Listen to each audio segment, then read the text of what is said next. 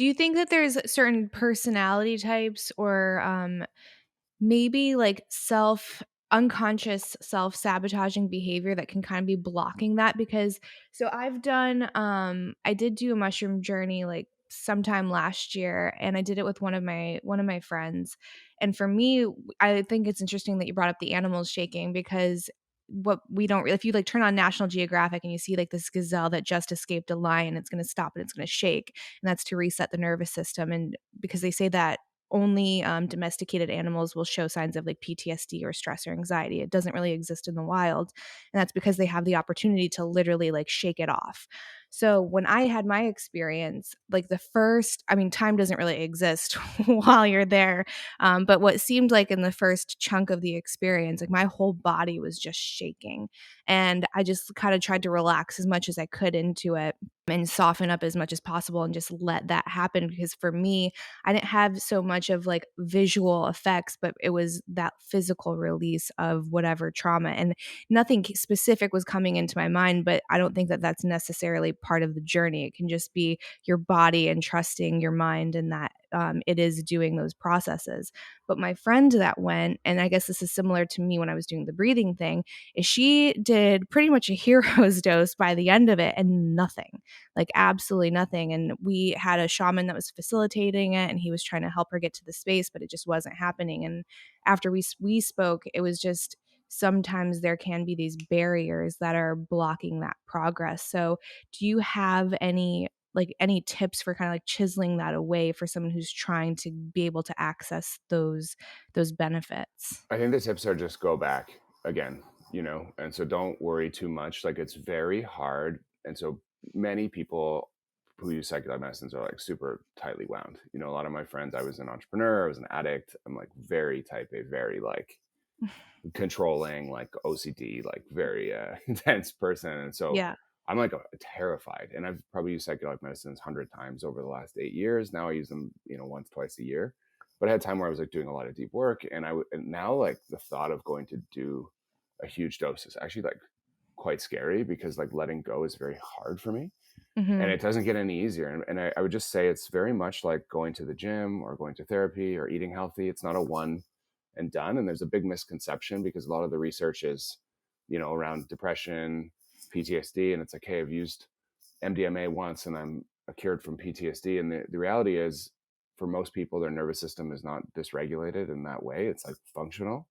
And so you use these psychedelic medicines and you feel better for a few months, but behavioral change from like one dose, it's pretty unlikely. And it requires like a whole bunch of stuff around it. So what I would say is, if you've gone and you never know what you're gonna get. Sometimes I'll have like the deepest, hardest, like this experience of shaking that you had in your body. It's such a good sign.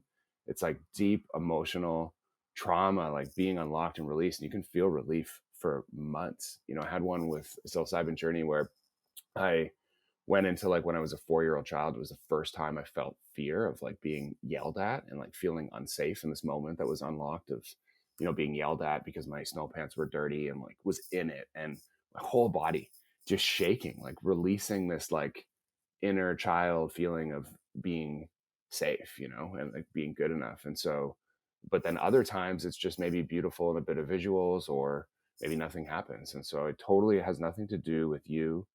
I would just say, don't, or the best thing to do is not be attached to the outcome. And if nothing happens with breathwork, okay, do it again in 2 weeks, or do it again in a month. If nothing happens with psychedelic medicines, a lot of times for ayahuasca retreats, they'll be like 3 or 4 times in a week.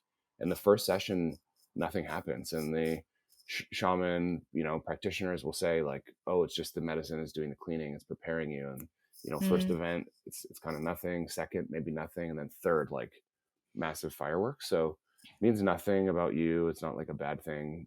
It's kind of different every time. And I would just say, just keep going, and you'll get there. Yeah, and just trusting the process. I think that letting go of expectations is huge because if you it's like the easiest way to set yourself up for disappointment because you can have something that is truly transformative with whatever medium that you're using, but if your goal was something before you went in and it what didn't exactly line up with that picture, then you can look at what is a successful experience and then start breaking it down and saying, "No, like I'm a failure, that didn't work," or "There's something wrong with me, there's something wrong with the practice." So I think letting go of expectations is huge.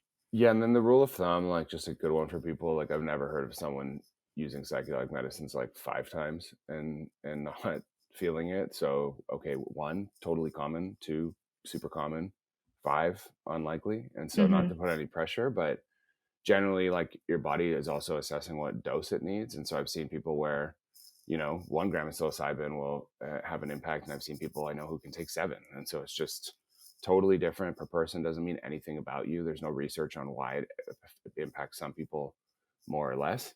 Mhm. Sometimes like I struggle with like large doses, and I'll be like, oh my god, these people can do it. Like there's something wrong with me. I'm not a good enough person. That's why like all these fears and traumas are coming up, and it's because I'm not like mentally healthy enough, and it's not just not true. There's no research at all. So I think in your mind, if you say, look, if I 5 times I'm going to try into this, it's enough where like usually it's two or three. And so that's kind of a good baseline before saying like, this isn't for me.